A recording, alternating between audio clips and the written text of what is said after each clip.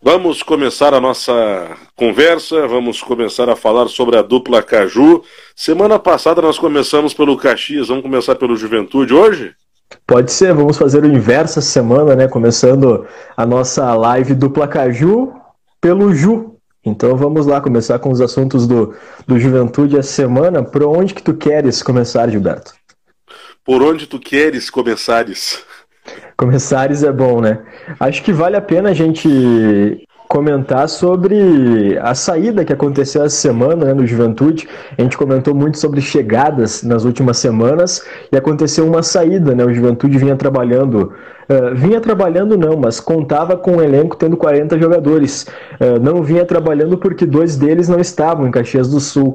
O Ed Carlos chegou na última segunda-feira, testou negativo para a Covid-19 e foi integrado a um dos grupos de treinamento do Juventude, treinos individualizados, né, em grupos reduzidos de até 6 jogadores. Então o Ed Carlos já está fazendo parte desses treinamentos normalmente, e o Pedro Ken era aguardado também entre o fim da noite de domingo e o começo de segunda-feira. Porém, o Pedro Ken entrou em contato com a direção do Juventude e comentou que não ia se apresentar porque havia recebido uma proposta melhor. E sobre essa proposta do Pedro Ken, ele foi muito claro com a direção do Juventude. A direção do Juventude também comenta que foi muito clara com o atleta. Ele não teria muitas oportunidades no Juventude. Ele fez 9 jogos nessa temporada e, se a gente for puxar pela memória, ele se destacou em um, né, contra o Internacional naquela primeira rodada do Campeonato Gaúcho. Até ele não estava nas melhores condições. Então o Pedro Ken sofreu muito com lesão, teve um problema no braço também que acabou tirando ele por 3 semanas. Então foi um atleta que não teve tanta sequência. No estilo de jogo do técnico Pintado, ele não iria se encaixar, porque é um estilo de jogo, Pintado já nos concedeu várias entrevistas, que é um estilo de jogo que é muita intensidade. E como o Pedro Ken é um meia mais cadenciador, ele não iria se encaixar, pelo menos nesse primeiro momento. E como já tem o Renato Cajá, que tem uma idade avançada, e o Carlos Eduardo chegou também, o Pedro Ken iria perder o espaço com a camisa do Juventude, e para não perder o espaço, ele acabou deixando o estádio Alfredo Jaconi e acertando com o Operário que fez uma proposta pelo Pedro Ken ainda no começo da temporada, só que ele acabou preferindo vir ao Juventude porque conhecia o Marquinhos já. Então acabou optando pelo Alviverde, deixou uma conversa, né, que teve com o Operário para outra hora. Como não houve um acerto com a equipe do Paraná e agora ele viu que não teria espaço, ele voltou a retomar as conversas. Inclusive lá ele é bem quisto, né? Ele teve uma participação muito boa com a camisa do Curitiba.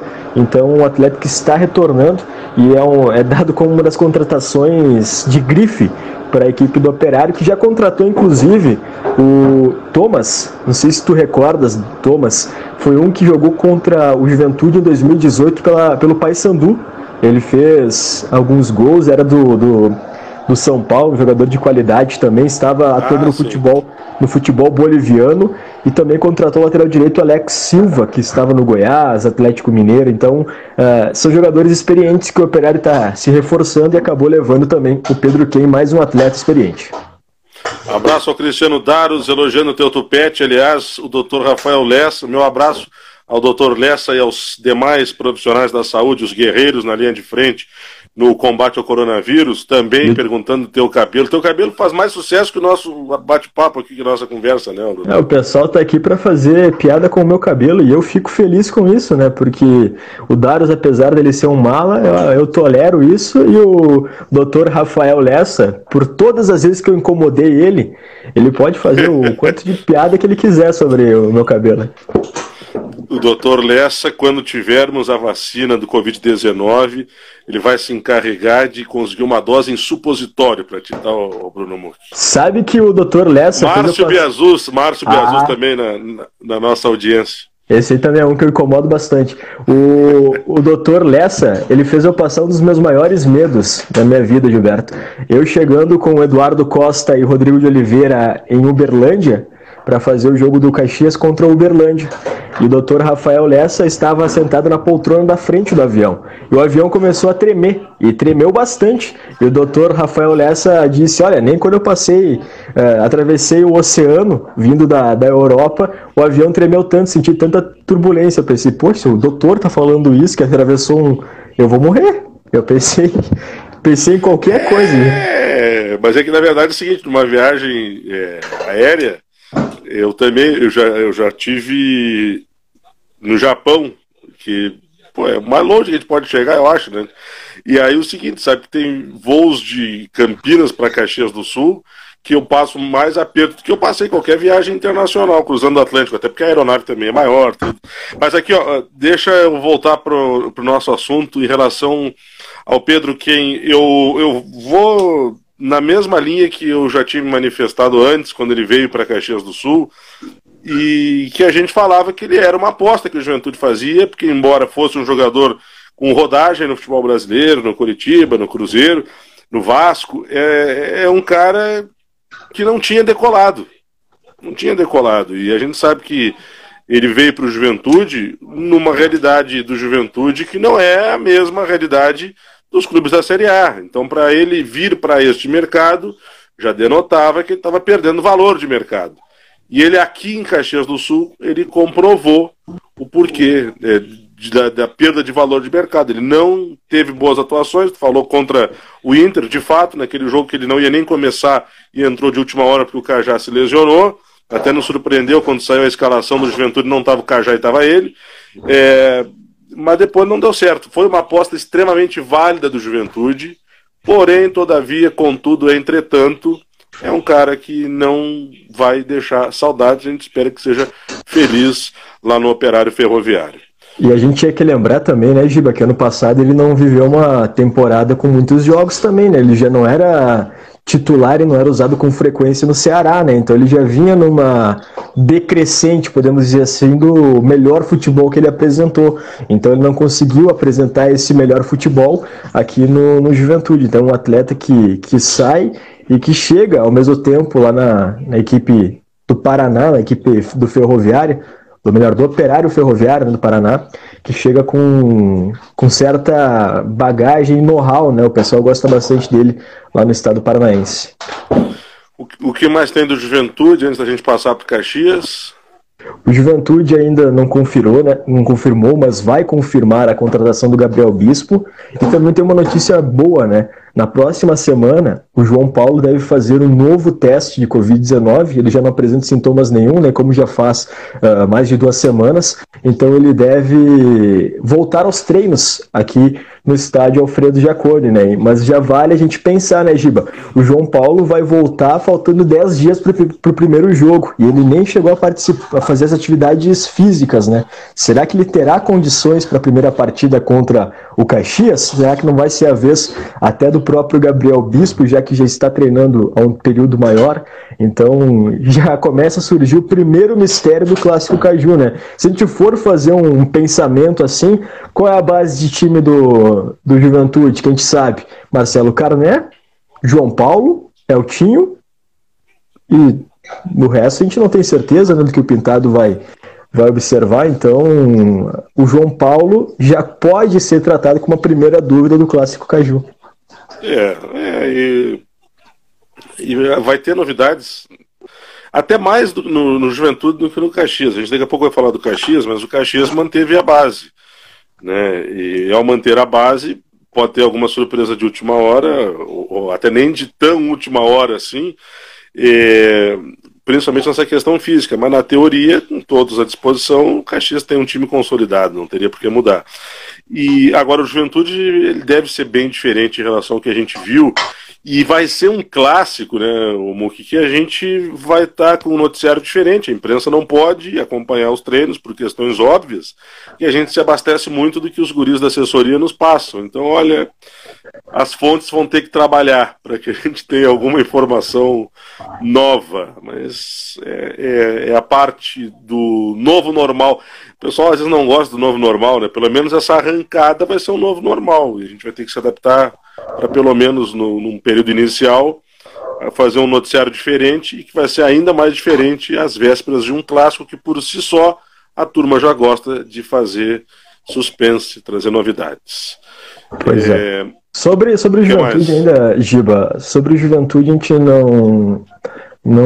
a gente eu comento, né, nós da imprensa não estamos especulando nenhuma contratação, porque nesse momento, pelo que é passado pelos dirigentes do Juventude não tem em mente contratar ninguém, né, por enquanto, a menos que não surja aqueles famosos negócios de ocasião, que aparece um jogador interessante por um valor menor, ou que esteja sem clube, ou um negócio que pode envolver uma troca, mas enfim, nesse momento não tem nada, e as saídas do Juventude devem acontecer apenas depois do Campeonato Gaúcho, que essas saídas devem ser para o técnico Pintado observar os atletas e poder ter uma avaliação, né? Bom, esses aqui não tem condições de ficar, não vão agregar no estilo de jogo que eu pretendo que a equipe atue, então as saídas, por enquanto, é a saída, né? É no singular, que é do Pedro Ken, mas mais irão acontecer sim nos próximos dias, semanas, aqui no estádio Alfredo Jaconi.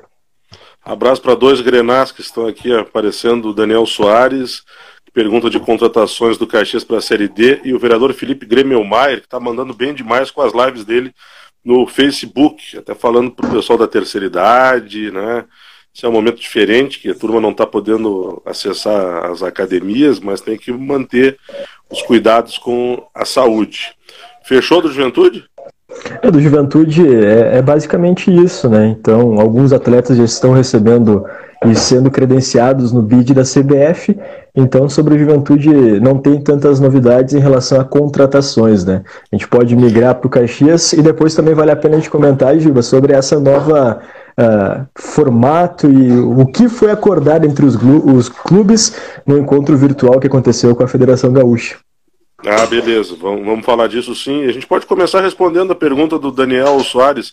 O Caxias vai ter novidades para a Série D? É uma questão meio distante, eu acho, né? O Caxias manteve quem interessava, até agora, pelo menos no elenco, para a disputa do Gauchão. Ou eu muito me engano, ou pelo menos quem o Caxias queria manter, manteve. Teve dispensa, não teve nenhuma perda de jogadores, né, do Caxias, né, Muca? Então a tendência é que o Caxias, que começa em setembro a Série D, vá com o que tem para o Gauchão e depois parta para engrossar o seu elenco, ou de repente até reforçar alguma posição que venha a perder alguém, né? A gente não pode menosprezar, no caso, né, uma negociação que já aconteceu do Caxias, algumas sondagens que já aconteceram, né, sobre jogadores que se destacaram, o próprio Ivan, o Juliano, um jogador que tem mercado na Série B do Campeonato Brasileiro, aconteceram sondagens em cima desses atletas. Agora que está retornando o futebol, por enquanto não há proposta oficial, mas pode receber propostas, o Caxias, após o fim do Campeonato Gaúcho, né, então são jogadores que sim, que podem deixar o estádio Centenário. E mesmo sem saber quem fica, quem sai, o Caxias já acompanha o mercado e faz busca por atletas, com o Éder Chaves, com o Jefferson Ribeiro, que trabalham bastante essa questão de procurar atletas, o próprio Rafael Lacerda, que assiste muitos jogos. Então o Caxias também está ativo nos bastidores para procurar, mas por enquanto ainda sem nenhum, precisa de tal reforço para tal posição, por enquanto não. O que o Caxias está fazendo nesse momento é tentar segurar um dos jogadores que está em seu elenco, que é o caso da Silva, né? Como já houve uma definição do Campeonato Gaúcho, o atleta vai renovar com o Caxias. Ele tem contrato até o dia 30 de julho. Se ele não renovasse, ele não poderia jogar a reta final do estadual, né? Mas então o Caxias já tem essa liberação e nessa liberação já quer que o jogador fique pelo menos até o fim da Série D do Campeonato Brasileiro. Vai depender da conversa com o Grêmio, mas tudo se encaminha para um acerto e uma renovação do da Silva. Vamos aguardar os próximos capítulos dessa negociação. Abraço pro Dalberto, que apareceu há pouco na live. Tem mais gente entrando também por aqui. O moço de Bento Fernandes. Dalberto Luan. Saudade de narrar. Lá vai o tanque! Né? Faz tempo, né, que a gente não narra o jogo do Dalberto. Caxias mantendo o elenco atual e mais uns 3 reservas, tá bom demais pra Série D. Em termos, Caxias tem que manter o elenco atual, mas ele vai ter uma Série D que pode terminar em fevereiro do ano que vem. se der tudo certo, o Caxias for para a final do campeonato, é um campeonato que não é mais tão curto quanto era no passado. Então eu concordo quanto à manutenção dos jogadores, eu acho que esse é o maior reforço que o Caxias pode ter, mas ele vai precisar de plantel também. Principalmente a gente tem que cuidar, isso vale para o Caxias, para o Juventude, para o Brasil, para o Pelotas, para o Ipiranga, para todo mundo, para o Grêmio, para o Inter. A tendência é que tenha, até para o Caxias inicialmente não, porque a Série D vai começar só em setembro, né? Para o Caxias no dia 20. No dia 20, começa dia 6 para os outros, né? É dia 6? Dia 6, né? Para os outros. 6 ou 7, que vão jogar pré. Que vão jogar a pré-Série D. Mas para muitos clubes vai ter em seguida agora uma série de jogos, até terminando o estadual e já emendando com o Nacional, com Copa do Brasil. Então, os times vão precisar de elenco, não resta a mínima dúvida. Menos mal para o Caxias, como falamos, ele joga primeiro o Gauchão e depois, um mês e pouco, vai ter a disputa da Série D. Mas sabe o que é interessante, Giba? Por exemplo, se chegar ou Grêmio ou Inter, o Caxias vai enfrentar esse adversário na final, né? Ou caso o Caxias não seja campeão desse segundo turno, aliás, o Caxias vai enfrentar esses adversários em datas de Copa do Brasil, né? Então, talvez seja até interessante para o Caxias ter esses jogos para a Série D, né? Claro, se o Caxias puder, é bom matar antes, né, o Campeonato Gaúcho para tentar conquistar esse título antes. Mas caso não consiga, também terá jogos decisivos e grandes jogos, independente de qual clube for, seja algum do interior ou algum da capital, para preparar também para a Série D do Campeonato Brasileiro. Senão, vai terminar a competição para o Caxias e ele vai ficar um mês parado, né, até um pouco mais. Então, é um fator que chega a levantar uma pulga atrás da orelha do pessoal no Estádio Centenário, né, sobre o que o Caxias vai tentar fazer nesse período que não vai ter alguém para enfrentar, caso não haja essa definição de adversário em datas de Copa do Brasil. Arthur Stônia, mais um a falar do teu tupete, o tupete mais famoso de Caxias do Sul. O Muki, a gente não tem tanto também do noticiário Grenal, justamente por essa questão de não ter contratações, está nessa conversação para manter o da Silva.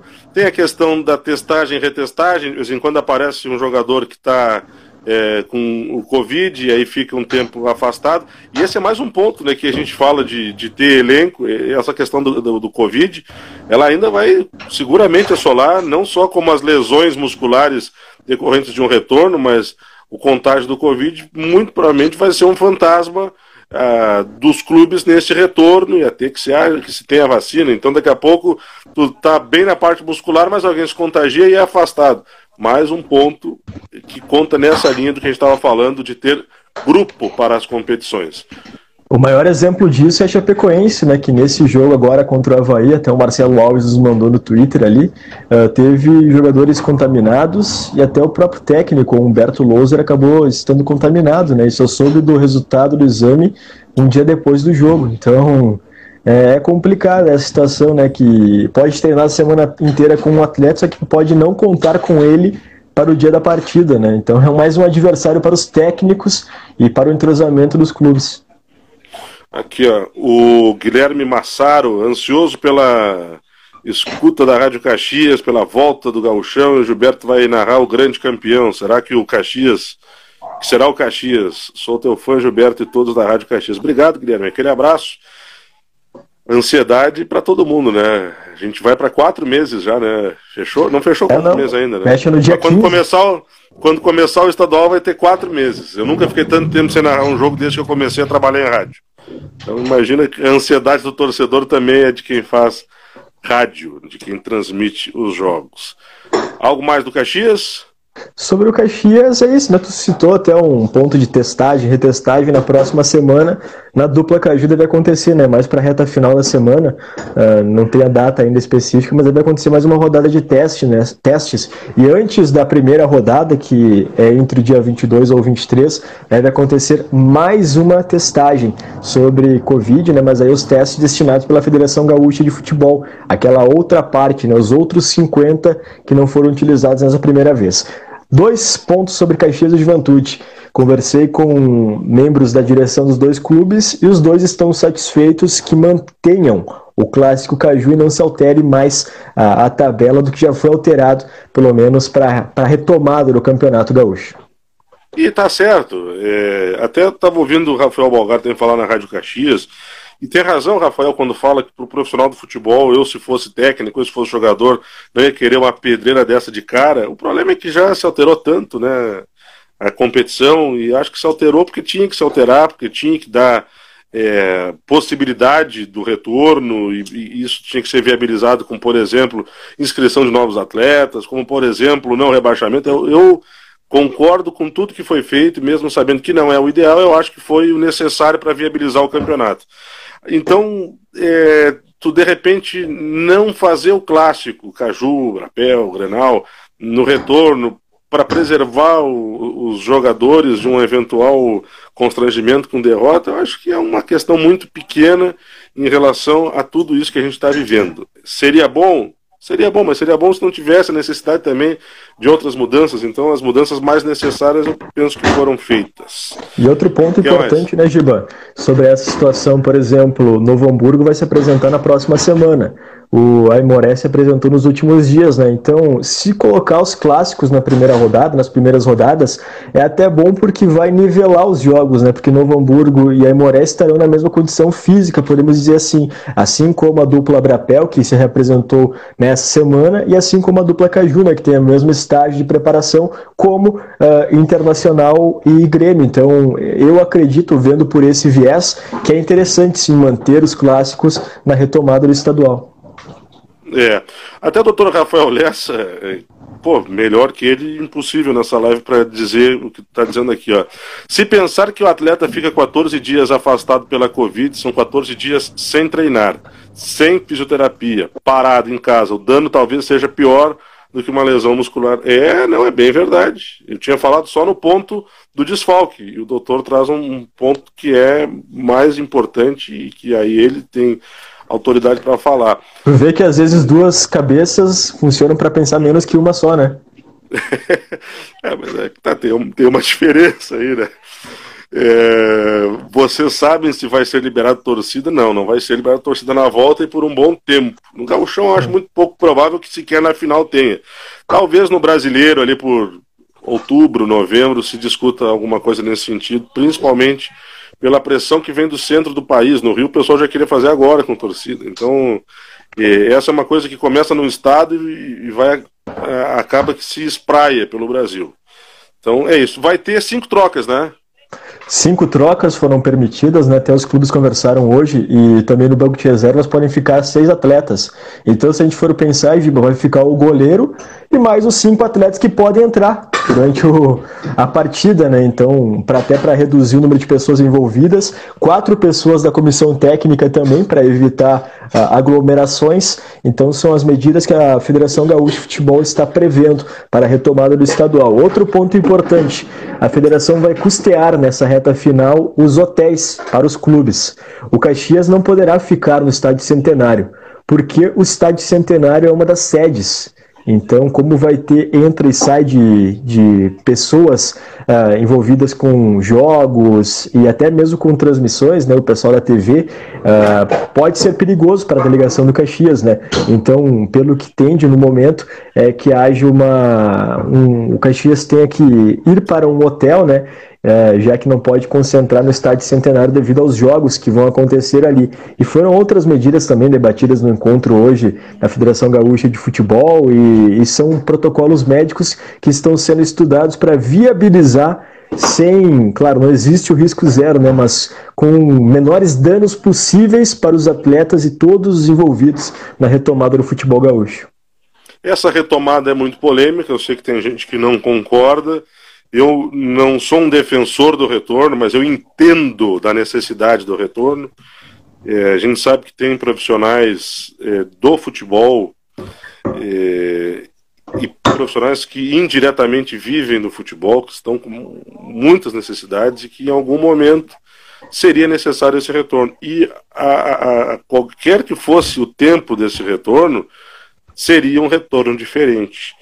Esses 4 meses serviram para que fossem estabelecidos protocolos de segurança, protocolos que, como tu disseste, não vão zerar riscos, vão minimizar, e talvez podem até nem minimizar o suficiente, mas é a necessidade que se impõe. Mais do que concordar, é necessário que se entenda o porquê do retorno do futebol.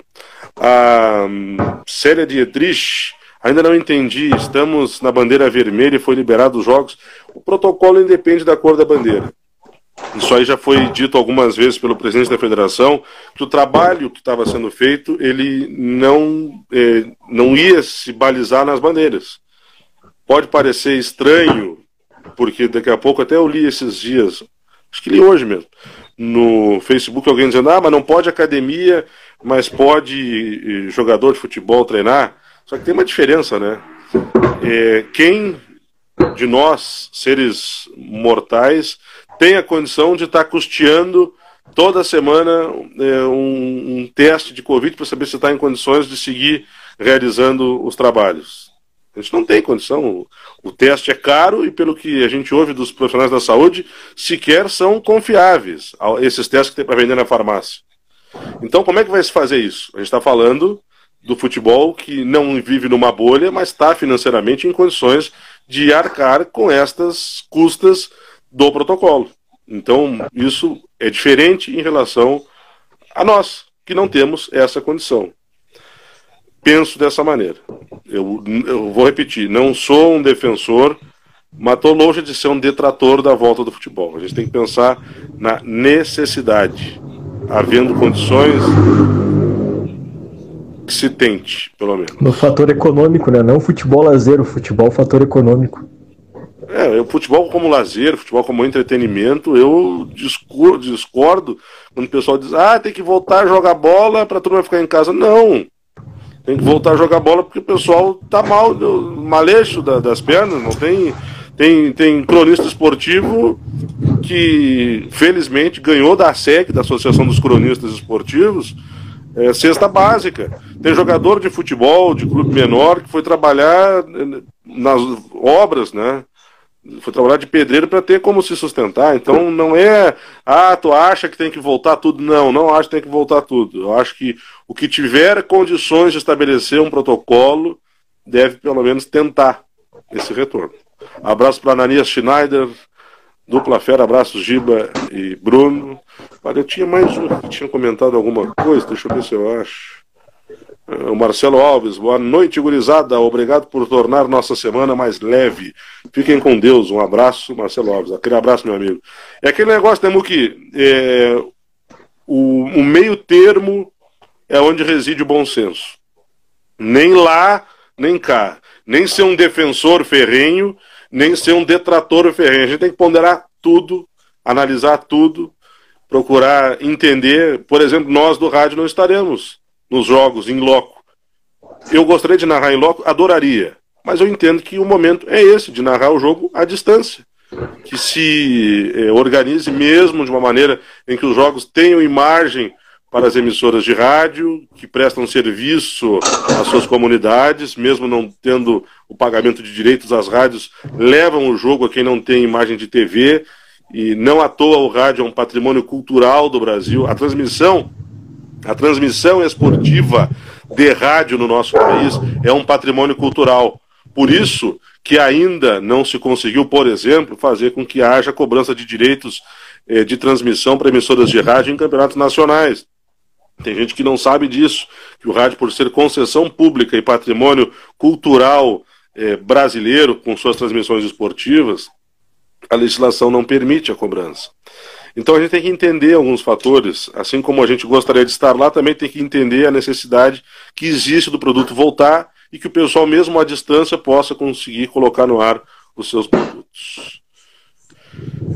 Aqui, ó, deixa eu ver, o rádio se diferencia da televisão em algo? Abraço. A televisão paga direito de transmissão, só que a televisão vai estar com a equipe de transmissão no estúdio da TV, vai ter um repórter da TV. Apenas o pessoal da técnica. O único membro que estará segurando o microfone na beira do campo será um repórter da TV que comprou os direitos de transmissão do Campeonato Gaúcho e mesmo assim ele não vai poder entrevistar. Então, é uma das medidas que está sendo feitas para viabilizar o retorno do Campeonato Gaúcho. Então, nós somos impactados pela transmissão que teremos que fazer via televisão, né? Mas é um jeito de retornar, né? E nós temos que entender isso, como o Gilberto comentou. Então, de certa forma, todos serão afetados, né? Lógico. E cabe a gente ter nesse momento o jogo de cintura e saber adaptar as situações nesse momento de pandemia, né? Tentar fazer o máximo possível diferente para tentar trazer uma proximidade maior com o ouvinte. Pergunta para o Bruno se ele ainda quer ser o 9 da seleção. Pergunta o Ananias Schneider. Tu quer ser o 9 da seleção?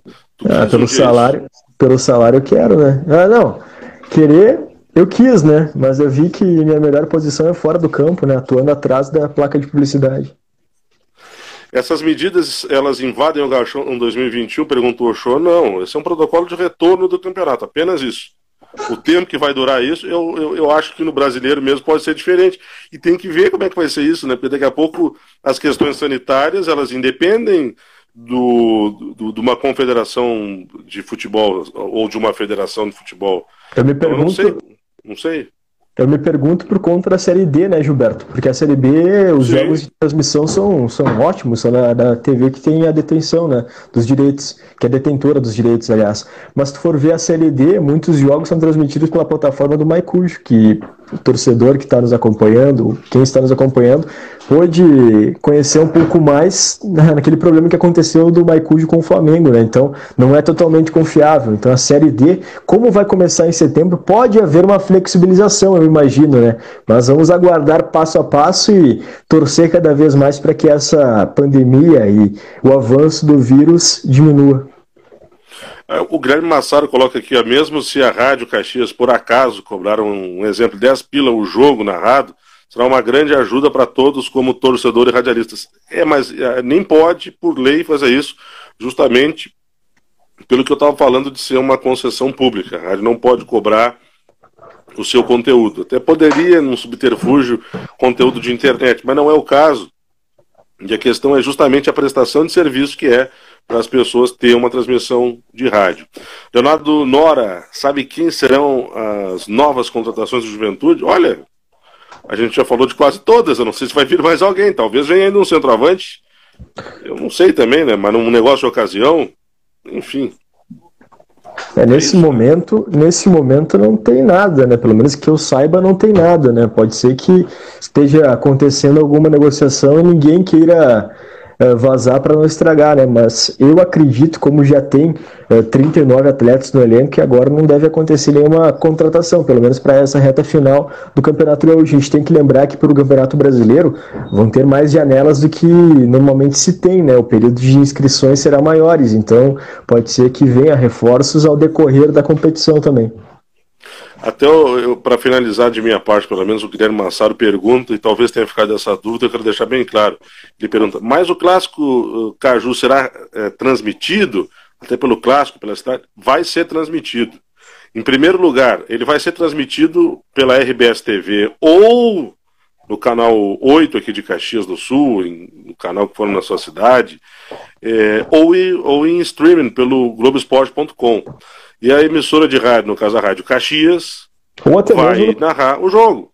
Vamos narrar via off-tube. Só não estaremos no estádio, para deixar bem claro, mas estaremos narrando porque a detentora, que é a RBS, se comprometeu a transmitir todos os jogos, seja no streaming, seja no canal aberto ou no pay-per-view. Caiu o Bruno Muck? Em seguidinho o Bruno Muck retoma, voltando Bruno Muck. Agora sim. Ou até mesmo, né, Giba, pelo Premier, como vai ter jogo do Inter com o Grêmio, que aí já quebra um jogo que seria transmitido simultâneo, né, de Inter e de Grêmio, pelo Premier, pode ser que haja transmissão pelo próprio Premier para o Clássico Caju, né? Então vamos aguardar, porque a princípio não foi divulgado, mas para o dia 22 deve ficar o Grenal e mais um dos clássicos. Eu acredito que não deve ficar o Caju, né? Então vamos aguardar. Mas pode ser. Porque o pode ser até pelo seguinte: o pessoal do pay-per-view, para faturar, a gente sabe que fatura mais com o Grenal pela mobilização que se tem. Então daqui a pouco o Grenal pode ser do pay-per-view e na TV aberta o Clássico Caju. Mas aí a gente está falando de conjectura. O certo é que o Caju vai ter TV. O Caju vai ter transmissão de TV, ou canal aberto, ou pay-per-view. Isso aí é quase certo. Agora as outras rodadas e os outros jogos mesmo menos importantes dessa rodada, daqui a pouco passam só no streaming. Mas todos os jogos, o compromisso da TV é esse, de colocar imagem para que o torcedor possa acompanhar e para que as emissoras de rádio possam transmitir de seus estúdios. O Eltinho é mais um a falar do teu tupete, né? Pô, O tupete mais maneiro da Serra Gaúcha. É isso então, seu Bruno Mucchi? É isso, né? Deixar um abraço pro Eltinho. Ele é um parceiro nosso, né? Tá sempre nos acompanhando o nosso trabalho, hein? É isso aí, a gente segue, essa live aqui vai pro YouTube, no canal Giba Narrador. Em seguida vem o canal do Bruno Mucchi também, em seguida. Nós vamos deixar na descrição o link para que você se inscreva, até porque a partir das 100 inscrições, o Mucchi já pode, por exemplo, fazer um link facilitado, não é aquele link cheio de letrinhas, é um link com o nome do canal do Mucchi. Então, youtube.com/c/canal do Mucchi, por exemplo. Como é que é o nome do teu canal, já sabe? Por enquanto é Bruno Mucchi, né? Eu não quis mudar porque, por enquanto, sou conhecido assim, né? Como Bruno Mucchi, não como canal do Mucchi. Então vamos deixar. O time que tá ganhando não se mexe, né? E isso aí. Assim que nós batermos, né, Gilberto, a meta, vamos dobrar a meta, como diria a nossa ex-presidenta, né? E vamos ver, né, Gilberto? Se for indo evoluindo, a gente pode até rapar o cabelo, né? Não, vai fazer igual o Benji, tem que aparecer com um cabelo tricolor lá na TV. Aqui, ó, eu tava com os planos de fechar o Gauchão com 2.000 inscritos. Só que aí teve essa M toda e a gente não bateu ainda essa marca, mas tá, por incrível que pareça, ainda com uma boa minutagem. Espero a partir do dia 22, principalmente, ter bastante conteúdo para os amigos. Valeu, Mucchi, aquele abraço para o Zé Carlos Marques, que entrou agora na finaleira. Valeu, um abraço pro pessoal que nos acompanhou aí. E o Zé, o maior jogador que o Brasil de Farroupilha já teve. Esse vídeo está indo para o YouTube, canal Giba Narrador, para você que já está acompanhando a reprise. Não esqueça de se inscrever, ativar o sininho e deixar o seu like. Aquele abraço, até a próxima.